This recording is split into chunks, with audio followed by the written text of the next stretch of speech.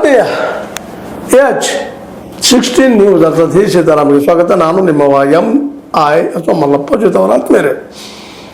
ನೀವು ಆಲ್ರೆಡಿ ಮರ್ತಿರ್ಬೋದು, ಜನ ಮರು ಭಾಳ ಮನುಷ್ಯನಿಗೆ. ಯಾಕಂದ್ರೆ ಈಗಾಗಲೇ ಒಂದಿಷ್ಟು ವಿಚಾರ ಹೊರಗೆ ಜನಕ್ಕೆ ತಿಳಿಬೇಕಾಗಿತ್ತು. ಅದರಲ್ಲೂ ಧರ್ಮಸ್ಥಳದಲ್ಲಿ ಆದಂತಹ ಹತ್ಯೆಗಳು, ಕೊಲೆಗಳು, ಇಷ್ಟೊಳಗೆ ತನಿಖೆ ಆಗಿ ಒಂದು ರಿಸಲ್ಟ್ ಬರಬೇಕಾಯ್ತು ಯಾರು ಅಂತೇಳಿ. ಅದು ಅಲ್ಲಾಡ್ತಾ ಇಲ್ಲ, ಬಂಡೆಗಳನ್ನ ಕುಳ್ತಂಗೆ ಬಿಟ್ಬಿಟ್ಟದ. ಆದರೂ ಬಾಲನಂಥ ವಕೀಲರು, ಅದೇ ಕಾಲಕ್ಕೆ ಸೌಜನ್ಯ ತಾಯಿ ಕುಸುಮಾವತಿ ಅಂಥವರು, ಪಿಟೀಲಗೌಡರಂಥವರು ಬೆನ್ನತ್ತಿದ್ದಾರೆ. ಅದಕ್ಕೆ ಅದೇ ಕಾಲಕ್ಕೆ ಜನ ಸಮುದಾಯ ಮಹಿಳೆಯರು ಸಹಿತ ಬೆನ್ನತ್ತಿದ್ದಾರೆ. ಇದು ಯಾರಪ್ಪ ಕೊಂದವ್ರು ಯಾರು ಮೂಮೆಂಟ್ ಶುರು ಅದು. ಇನ್ನು ಬೆಂಗಳೂರಲ್ಲೇ ನಿಷ್ಪಕ್ಷಪಾತ ತನಿಖೆ ಆಗಲಿ ಬೆನ್ನತ್ತಿದ್ದಾರೆ. ಇಲ್ಲಿವರೆ ಸರ್ಕಾರ ಏನೋ ಒಂದು SIT ನೇಮಿಸಿ ಕೈ ತೊಗೊಂಡ್ಬಿಟ್ಬಿಟ್ಟದ.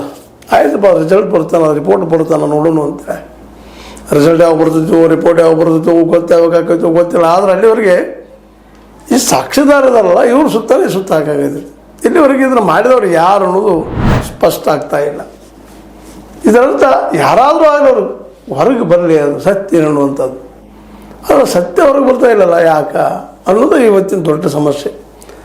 ಅದಕ್ಕಾಗಿ ಬಾಲಣ್ಣವರು 74 ಮಹಿಳೆಯರ ಅತ್ಯಾಚಾರ, 74 ಮಹಿಳೆಯರ ಮೇಲಾದಂಥ ಅತ್ಯಾಚಾರ, ಕೊಲೆ,